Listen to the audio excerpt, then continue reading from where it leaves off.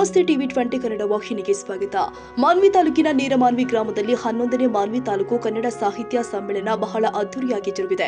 ನೀರಮಾನ್ವಿ ಗ್ರಾಮದ ಸಿದ್ದಾರೂಢ ಮಠದ ಆವರಣದಲ್ಲಿ ತಾಲೂಕು ಕನ್ನಡ ಸಾಹಿತ್ಯ ಪರಿಷತ್ ಹಮ್ಮಿಕೊಂಡ 11ನೇ ಮಾನ್ವಿ ತಾಲೂಕು ಕನ್ನಡ ಸಾಹಿತ್ಯ ಸಮ್ಮೇಳನವನ್ನು ಉದ್ಘಾಟಿಸಿದ ಸಣ್ಣ ನೀರಾವರಿ ವಿಜ್ಞಾನ ಮತ್ತು ತಂತ್ರಜ್ಞಾನ ಸಚಿವರು ಆದ ಎನ್.ಎಸ್. ಬೋಸರಾಜು ಉದ್ಘಾಟಿಸಿ ಮಾತನಾಡಿದರು. ಕನ್ನಡ ಸಾಹಿತ್ಯ ಪರಿಷತ್ತಿನ ಸತತವಾಗಿ ಪರಿಷತ್ತಿನ ಕೆಲಸ ಸಾಗ್ತಾ ಇರಬೇಕು. ಕನ್ನಡ ನಾಡು ನುಡಿ ಜಲ ಸಾಹಿತ್ಯ ಮತ್ತು ಸಂಸ್ಕೃತಿಯನ್ನ ಸಂರಕ್ಷಿಸಿ ಪ್ರವರ್ಧಮಾನಕ್ಕೆ ತರುವ ಪ್ರಮುಖ ಸಂಸ್ಕೃತಿ ಸಂಸ್ಥೆಯಾಗಿದೆ. ರಾಯಚೂರು ಜಿಲ್ಲೆಯಲ್ಲಿ 2016ರ 82ನೇ ಅಖಿಲ ಭಾರತ ಕನ್ನಡ ಸಾಹಿತ್ಯ ಸಮ್ಮೇಳನದ ಅತ್ಯಂತ ಯಶಸ್ವಿಯಾಗಿ ನಡೆದಿರುವುದು ಮತ್ತು ಮಾನ್ವಿಯಲ್ಲಿ 2006ರಲ್ಲಿ ರಾಯಚೂರು ಜಿಲ್ಲಾ ಮಟ್ಟದ ಸಾಹಿತ್ಯ ಸಮ್ಮೇಳನ ನಮ್ಮ ಅವಧಿಯಲ್ಲಿ ನಡೆದಿರುವುದು ಮತ್ತು ಎಂತಹದೇ ಸಂದರ್ಭದಲ್ಲಿ ನಮ್ಮ ನಾಡಿನ ರಕ್ಷಣೆಯ ಬಗ್ಗೆ ನಾವು ಜಾಗೃತರಾಗಿರಬೇಕು ಎಂದು ಅಭಿಪ್ರಾಯ ವ್ಯಕ್ತಪಡಿಸಿದ್ದಾರೆ.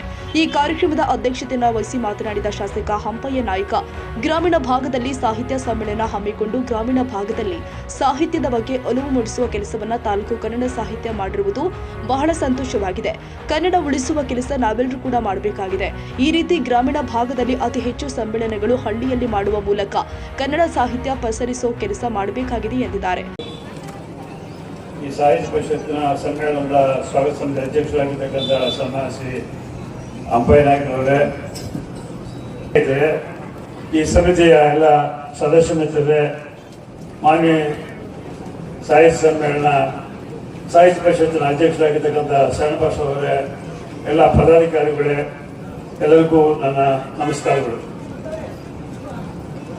ಈಗಾಗಲೇ 11ನೇ ಸಾಹಿತ್ಯ ಸಮ್ಮೇಳನ ಮಾನ್ವಿ ತಾಲೂಕಿನಲ್ಲಿ ನಡೀತಾ ಇದೆ. ವಿವಿಧ ಸಂದರ್ಭಗಳಲ್ಲಿ ನಡೆದಿರ್ತಕ್ಕಂಥ ಈ ಸಾಹಿತ್ಯ ಸಮ್ಮೇಳನ ಜಿಲ್ಲಾ ಮಟ್ಟದ ಸಾಹಿತ್ಯ ಸಮ್ಮೇಳನ ಸಹಿತ ಮಾನ್ವಿಯಲ್ಲಿ ನಡೆದಿರ್ತಕ್ಕಂಥದ್ದು ತಮ್ಮೆಲ್ಲರ ಗಮನದಲ್ಲಿದೆ. ಕನ್ನಡ ನಾಡಿನ ನಡ ನುಡಿ ಭಾಷಾ ಜಲ ವಿಷಯಗಳು ಬಂದಾಗ ಇಡೀ ರಾಜ್ಯದಲ್ಲಿ ಸಾಹಿತ್ಯ ಪರಿಷತ್ನವರು ಹೋರಾಟಗಳ ಮುಖಾಂತರ ಅದನ್ನು ರಕ್ಷಣೆ ಮಾಡತಕ್ಕಂಥ ಒಂದು ಪ್ರಯತ್ನ ಸದಾ ಕಾಲದಲ್ಲಿ ನಡೀತಾ ಇದೆ. ಆ ದಿಶೆಯಲ್ಲಿ ಇವತ್ತು ರಾಜ್ಯ ಮಟ್ಟದಲ್ಲಿರ್ಬೋದು, ನಮ್ಮ ಜಿಲ್ಲಾ ಮಟ್ಟದಲ್ಲಿರ್ಬೋದು, ಇರುವಂತಹ ಈ ಪರಿಷತ್ತಿನ ಎಲ್ಲ ಸದಸ್ಯ ಮಿತ್ರರು ಸಾಕಷ್ಟು ರೀತಿಯಲ್ಲಿ ಗಡಿನಾಡು ಪ್ರದೇಶದಲ್ಲಿರ್ತಕ್ಕಂಥ ಈ ರಾಯಚೂರು ಜಿಲ್ಲೆಯಲ್ಲಿ ಅನೇಕ ಕಾರ್ಯಕ್ರಮಗಳ ಮುಖಾಂತರ ಈ ಭಾಷೆಯನ್ನು ಉಳಿಸಿ ಬೆಳೆಸ್ತಕ್ಕಂಥ ಒಂದು ಪ್ರಯತ್ನ ಎಲ್ಲರೂ ಕೂಡಿ ಮಾಡ್ತಾ ಇದ್ದಾರೆ. ಈ ಸಂದರ್ಭದಲ್ಲಿ ಈಗಾಗಲೇ ಇವತ್ತೇನು ಸಾಹಿತ್ಯ ಸಮ್ಮೇಳನ ಮಾಡಬೇಕು ಅಂತೇಳಿ ಶರಣಬಸವರು ಮತ್ತು ಅವರೆಲ್ಲ ಸ್ನೇಹಿತರೆಲ್ಲ ಬಂದು ಪ್ರಸ್ತಾವನೆ ಮಾಡಿದಾಗ ನಮಗೆ ಬಹಳ ಸಂತೋಷವಾಯಿತು. ಯಾಕಂದ್ರೆ ಒಂದು ಗ್ರಾಮೀಣ ಪ್ರದೇಶದಲ್ಲಿ ಆಗಬೇಕು ಎಂಬುದು ಅವ್ರ ಇಚ್ಛೆ ಇತ್ತು. ಇದಕ್ಕೆ ನಾವು ಹೋದನಾಳದಲ್ಲಿ ಸಹಿತ ಈ ಕಾರ್ಯಕ್ರಮ ಮಾಡಿದ್ವಿ. ಅದೇ ರೀತಿಯಾಗಿ ನೀರ್ಮಾನ್ಯದಲ್ಲಿ ಮಾಡಬೇಕು ಅಂತ ಹೇಳಿ ಅವರ ಪ್ರಸ್ತಾವನೆ ಇತ್ತು.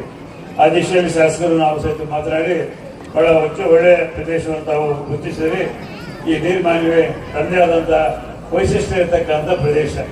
ಇಲ್ಲಿರ್ತಕ್ಕಂಥ ಶ್ರೀಮಾನ್ ವೀರನಗೌಡರು ಇರ್ಬೋದು, ರಾಜಶೇಖರ್ ಅವರು ಇರ್ಬೋದು, ಅವರೆಲ್ಲ ಪ್ರಮುಖ ಸಾಹಿತಿಗಳಾಗಿ ನಮ್ಮ ಈ ಭಾಗಕ್ಕೆ ಸಾಕಷ್ಟು ಸಾಹಿತ್ಯ ಪರಿಷತ್ತಿಗೆ ಅನೇಕ ಕೊಡುಗೆ ನೀಡಿರ್ತಕ್ಕಂಥ ಪ್ರಮುಖರಾಗಿದ್ದರು. ಅದೇ ರೀತಿಯಲ್ಲಿ ಇವತ್ತೇನು ಸಮ್ಮೇಳನಾಧ್ಯಕ್ಷನಾಗಿ ಯಾರು ಮಾಡಬೇಕು ಅಂತ ನಾನು ಸಲಹೆ ಕೇಳಿದೆ. ನನ್ನ ಸಲಹೆ ಅವರಿಗೆ ಹೇಳ್ತಾ ಜೊತೆಯಲ್ಲಿ ಅವರು ಮಾಡಿರ್ತಕ್ಕಂಥ ಪ್ರಸ್ತಾವನೆ ಸಹಿತ ನನಗೆ ಹೇಳಿದಾಗ ನನಗೆ ಬಹಳ ಸಂತೋಷವಾಯಿತು. ಡಾಕ್ಟರ್ ಬಸವಪ್ರಭು ಪಾಟೀಲ್ನ ಸಮ್ಮೇಳನಾಧ್ಯಕ್ಷನ ಮಾಡ್ತಾರೆ ಅಂತಂದಾಗ ಅವ್ರ ಇಡೀ ಕುಟುಂಬ ಬೆಳೆದವರು ಕುಟುಂಬದವರು ಶ್ರೀಮಾನ್ ಚನ್ನಬಸಪ್ಪನವರ ಅವರು ಸಹಿತ ಸಾಹಿತ್ಯ ಸಮ್ಮೇಳನ ಆದಾಗ ನಾನು ಅದರಲ್ಲಿ ಪ್ರಮುಖ ಪಾತ್ರ ವಹಿಸಿದ್ದೆ. ಆದ ನಂತರ ನಮ್ಮ ನೂರಣ್ಣ ಅಮರೇಶ್ ಅವರು ಇರ್ಬೋದು, ಈ ಭಾಗದಲ್ಲಿರ್ತಕ್ಕಂಥ ರಾಜಶೇಖರ್ ಅವರು ಇರ್ಬೋದು, ಈಗ ನಮ್ಮ ಡಾಕ್ಟರ್ ಬಸವಪ್ರಭು ಅವರು ಇರ್ಬೋದು, ಇವರೆಲ್ಲರೂ ಈ ಸಾಹಿತ್ಯ ಪರಿಷತ್ನಲ್ಲಿ ಅನೇಕ ಪ್ರಮುಖ ಪಾತ್ರ ವಹಿಸುವ ಜೊತೆಯಲ್ಲಿ ಸಾಹಿತ್ಯಕ್ಕಾಗಿ ಅವರು ನೀಡಿರ್ತಕ್ಕಂಥ ಕೊಡುಗೆ ಅಪಾರವಾಗಿರ್ತಕ್ಕಂಥದ್ದು. ಆ ದಿಶೆಯಲ್ಲಿ ಡಾಕ್ಟರ್ ಬಸವಪ್ರಭು ಪಾಟೀಲರು ಜಿಲ್ಲಾ ಮಟ್ಟದ ಸಾಹಿತ್ಯ ಪರಿಷತ್ತಿನ ಅಧ್ಯಕ್ಷ ಕಾಂಪಿಟೇಷನ್ ಮಾಡಿದಾಗ ನಾನು ಹೇಳಿದೆ, ನೀವ್ಯಾಕೆ ಇದರಲ್ಲಿ ಕಾರ್ಯನಿರ್ತಾ ಇದ್ರಿ, ತಮ್ಮದೇ ಆದಂಥ ಒಂದು ಗೌರವ ಘನತೆ ಇದೆ, ಅದರ ಜೊತೆಯಲ್ಲಿ ತಾವು ಸಾಕಷ್ಟು ಅದರ ಸೇವೆ ಸಲ್ಲಿಸ್ತಾ ಇದ್ದಾರೆ ಅಂತೇಳಿ ಅವ್ರಿಗೆಲ್ಲ ಸ್ನೇಹಿತರೆಲ್ಲ ಸೇರಿ ಅವರಿಗೆ ಈ ಕಾಂಟೆಸ್ಟ್ ಮಾಡಲಿಕ್ಕೆ, ಇದರಲ್ಲಿ ಸ್ಪರ್ಧೆ ಮಾಡಲಿಕ್ಕೆ ಒಂದು ಅವಕಾಶ ಕೊಟ್ಟಿದ್ದಾರೆ. ಆ ದಿಶೆಯಲ್ಲಿ ಅವರು ಇಡೀ ಜಿಲ್ಲಾ ಕನ್ನಡ ಸಾಹಿತ್ಯ ಪರಿಷತ್ನ ಅಧ್ಯಕ್ಷರಾಗಿ ಅವರ ನೇತೃತ್ವದಲ್ಲಿ ನಾವು ಶ್ರೀಮಾನ್ ಸಿದ್ದರಾಮಯ್ಯನವರ ಸರ್ಕಾರ ಇರತಕ್ಕಂಥ ಸಂದರ್ಭದಲ್ಲಿ ಇವತ್ತು ಜಿಲ್ಲಾ ಸಾಹಿತ್ಯ ಸಮ್ಮೇಳನ ಸಹಿತ ನಾವು ನಡೆಸ್ಕೊಡ್ತೀವಿ. ರಾಜ್ಯ ಮಟ್ಟದ ಸಾಹಿತ್ಯ ಸಮ್ಮೇಳನ ಸಹಿತ ಮಾಡಿದ್ವಿ. ಅದ್ರ ಹಿಂದೆ ನಾವು ಹೈದರಾಬಾದ್ ಕರ್ನಾಟಕದ ಸಮ್ಮೇಳನ ಸಹಿತ ನಾವು ಪ್ರಥಮ ಬಾರಿಗೆ ಶ್ರೀಮಾನ್ ಶಾಂತರಸನ್ನು ಕರ್ಕೊಂಡು ನಾನೇ ಸಮ್ಮೇಳನ ಸ್ವಾಗತ ಸಮಿತಿ ಅಧ್ಯಕ್ಷನಾಗಿ ಶ್ರೀಮಾನ್ ಉತ್ತಮವಾದ ಒಂದು ಪರಿಸರ ಮತ್ತು ಅವರ ಒಂದು ವಿಶೇಷವಾದಂಥ ಏನು ಇಲ್ಲಿ ಸಾಹಿತ್ಯಗಳೆಲ್ಲ ಮಾತಾಡ್ತಾರ ಅದು ಗ್ರಾಮಾಂತರ ಪ್ರದೇಶಗಳಲ್ಲಿ ಪಸರಿಸ್ತಕ್ಕಂಥ ಮಾತು ಕೂಡ ಈ ಸಂದರ್ಭದಲ್ಲಿ ಬಹಳ ಮುಖ್ಯವಾದ. ಹೀಗಾಗಿ ಈ ತಾಲೂಕಾ ಜಿಲ್ಲಾ ಆಗ್ತಕ್ಕಂಥ ಪರಿಷತ್ ಸಾಹಿತ್ಯ ಪರಿಷತ್ತುಗಳು ಆಯಾಯ ಊರುಗಳ ಮಟ್ಟದಲ್ಲಿ ಆಯಾಯ ತಾಲೂಕಿನಲ್ಲಿ ಇವತ್ತೇನು ಪತ್ರದಲ್ಲಿ ಕನ್ನಡ ಸಾಹಿತ್ಯದ ಬಗ್ಗೆ ಇವತ್ತು ಜನರಲ್ಲಿ ಒಳಗು ಮೂಡಿಸತಕ್ಕಂಥ ಮಾತು ಕೂಡ ಈ ಸಂದರ್ಭ. ಹೀಗಾಗಿ ಇಂಥ ಒಂದು ಕನ್ನಡ ಸಾಹಿತ್ಯ ಪರಿಷತ್ತು ಇವತ್ತು ಡಾಕ್ಟರ್ ಬಸವಪ್ರಭುವರ ಅಧ್ಯಕ್ಷತೆಯಲ್ಲಿ ಈ ಒಂದು ನಮ್ಮ ಶರಣ ಬಸವ ಪಾಟೀಲ್ರವರು ಇವತ್ತು ತಾಲೂಕಿನ ಸಾಹಿತ್ಯ ಪರಿಷತ್ ಅಧ್ಯಕ್ಷರಾದಂಥವರು ಇವತ್ತು ಈ ಕಾರ್ಯಕ್ರಮಕ್ಕೆ ಸೇರಿದ್ರೆ ಬಹಳ ಇವತ್ತು ನಮಗೆ ಖುಷಿ ತರ್ತಕ್ಕಂಥ ಕೆಲಸ ಆಗಿದೆ ಅಂತಕ್ಕಂಥ ಮಾತುಗಳು ಈ ಸಂದರ್ಭದಲ್ಲಿ. ಇಂಥ ಒಂದು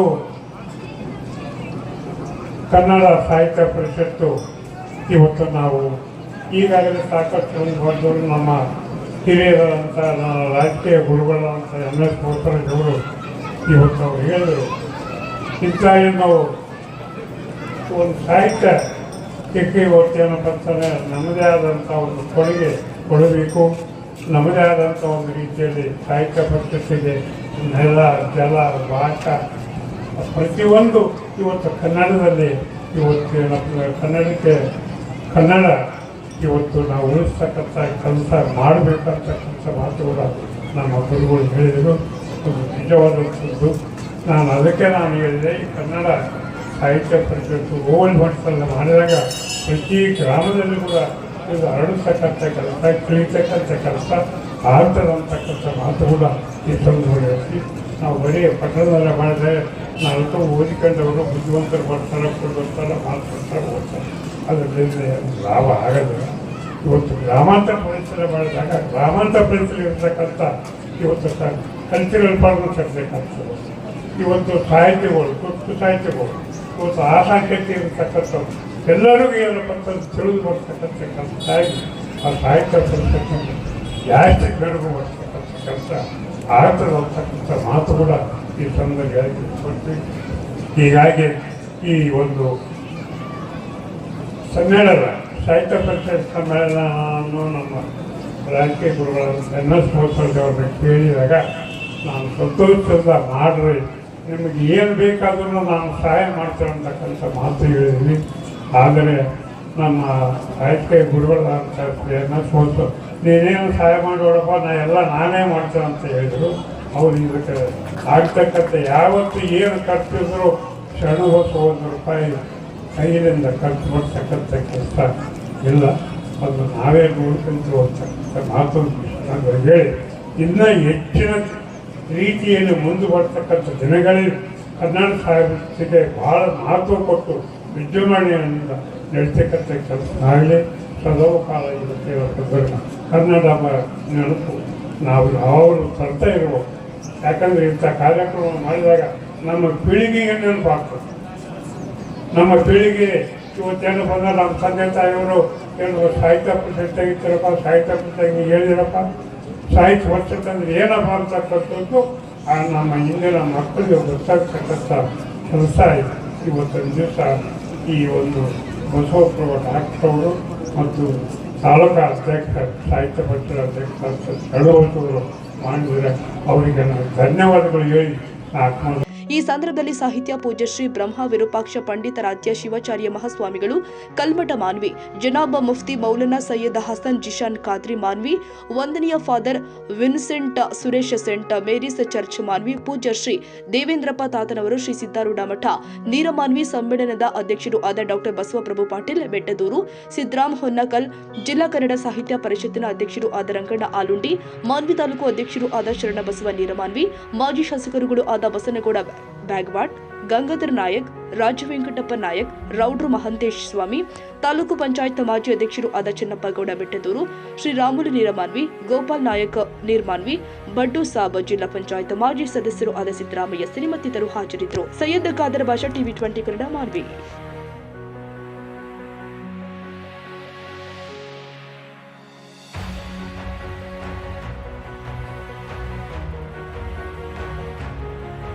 ಕನ್ನಡಿಗರ ಮೆಚ್ಚಿನ ನಿಮ್ಮ TV20 ಕನ್ನಡ ವಾಹಿನಿ ಇದೀಗ ಟಿವಿಯಲ್ಲಿ ಲಭ್ಯ.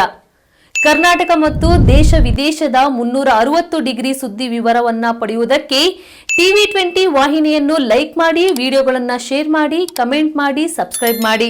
HCN ಕೇಬಲ್ 842 ನಂಬರ್ನಲ್ಲಿ ಹುಕ್ಕೇರಿ ತಾಲೂಕು ಹಾಗೂ ಸಂಕೇಶ್ವರದ ಸುತ್ತಮುತ್ತಲಿನ ಹಳ್ಳಿಗಳಲ್ಲಿ ಲಭ್ಯ. PCN ಕೇಬಲ್ 129 ನಂಬರ್ನಲ್ಲಿ ಹಾರುಗೆರೆ ಸುತ್ತಮುತ್ತಲಿನ ಹಳ್ಳಿಗಳಲ್ಲಿ ಲಭ್ಯ. ರಾಯಬಾಗ್ ಡಿಜಿಟಲ್ ಚಾನೆಲ್ ಕೇಬಲ್ 80ನೇ ನಂಬರ್ನಲ್ಲಿ ರಾಯಬಾಗ ತಾಲೂಕಿನ ಸುತ್ತಮುತ್ತಲಿನ ಹಳ್ಳಿಗಳಲ್ಲಿ ಲಭ್ಯ. UDCN ಕೇಬಲ್ ನೆಟ್ವರ್ಕ್ ಉಗಾರ ಸುತ್ತಮುತ್ತಲಿನ ಹಳ್ಳಿಗಳಲ್ಲಿ ನಿಮ್ಮ TV20 ಕನ್ನಡ ವಾಹಿನಿಯೂ ಲಭ್ಯ.